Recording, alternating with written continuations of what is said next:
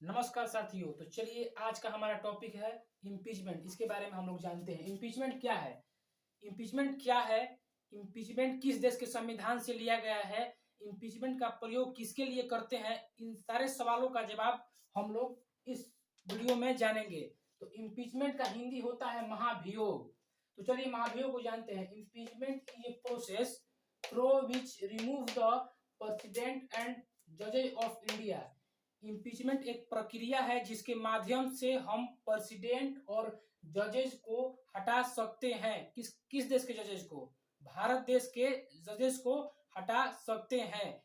यह जो इम्पीचमेंट है वह अमेरिका के संविधान से लिया गया है। इन कॉन्स्टिट्यूशन आर्टिकल 61, 124, 4, 5, 270 एंड 218 भारतीय संविधान में इस आर्टिकल्स में इसके बारे में व्याख्या किया गया है। और तीसरा हमारा पॉइंट है कि महाभियोग किस स्थिति में लाया जाता है। तो देखिए महाभियोग प्रस्ताव तब लाया जा सकता है जब संविधान का उल्लंघन, दुर्व्यवहार या अक्षमता साबित हो गया हो। इसका मतलब यह हुआ कि जो प्रेसिडेंट है संविधान का उल्लंघन कर दिए हैं, या जज है उल्लंघन कर दिए हैं, या अक्षमता साबित हो गया। इसका मतलब कि आप सक्षम नहीं है संविधान की रक्षा करने के लिए। तो उस स्थिति में महाभियोग प्रस्ताव को पार्लियामेंट में लाया जाता है। अगला पॉइंट है हमारा कि किसी भी सदन में लाया जा सकता है। हम लोग जानते हैं कि सदन दो है, लोकसभा और राज्यसभा। यह किसी भी सदन में पहले लाया जा सकता है।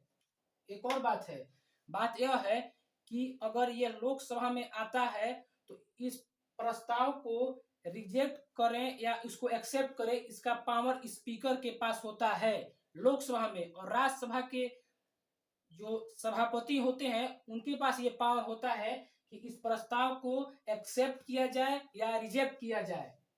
अगला हमारा पॉइंट है first cases of impeachment in India. Impeachment का पहला केस कब आया था? इम्पीचमेंट का पहला केस इन 1993 फॉर जज बी रामास्वामी के लिए यह प्रस्ताव आया था लोकसभा में, लेकिन यह प्रस्ताव पास नहीं हो पाया। क्यों? देखिए यहाँ पे लिखा गया है but not passed in Lok Sabha because Congress party in a government. उस समय कांग्रेस पार्टी सरकार में थी। It can not take part in voting.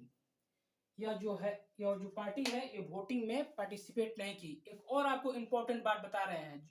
देखिए इस प्रस्ताव को लाने के लिए लोकसभा में 100 एमपी का साइन होना चाहिए और राज्यसभा में 50 एमपी का साइन होना चाहिए। तो ये प्रस्ताव लोकसभा चाहे राज्यसभा में आ पाएगा, नहीं तो नहीं आएगा। और उस समय इस पॉइंट पे थे कि 1993 में जब भी रामास्वामी के लिए यह प्रस्ताव आया लोकसभा में, तो यह पास इसलिए नहीं हो पाया कि उस समय सरकार में कांग्रेस थी और कांग्रेस ने वोटिंग में भागी नहीं लिया, इसलिए यह प्रस्ताव पास नहीं हो पाया। आप सोचिए इस प्रस्ताव को पास करने के लिए कितना मेजोरिटी चाहिए कि यह प्रस्ताव पास हो जाएगा। तो तनी मनी पर पास नहीं होगा। इसको पास करने के लिए 2/3 2/3 मेजोरिटी इन लोकसभा या राज्यसभा, इसको पास करने के लिए 2/3 बहुमत अति आवश्यक है, नहीं तो ये पास ही नहीं होगा लोकसभा चाहे राज्यसभा से। अगला हमारा पॉइंट है कि एक और प्रस्ताव था जो आएगा, इकलौता ऐसा प्रस्ताव था जो राज्यसभा से पास होकर लोकसभा में पहुंचा, लेकिन उसके बाद जो जज थे इस्तीफा दे दिए।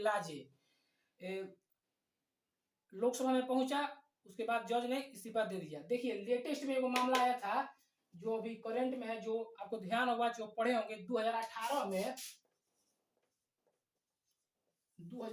में कौन था उस समय चीफ जस्टिस ऑफ इंडिया, उनके लिए प्रस्ताव आया था।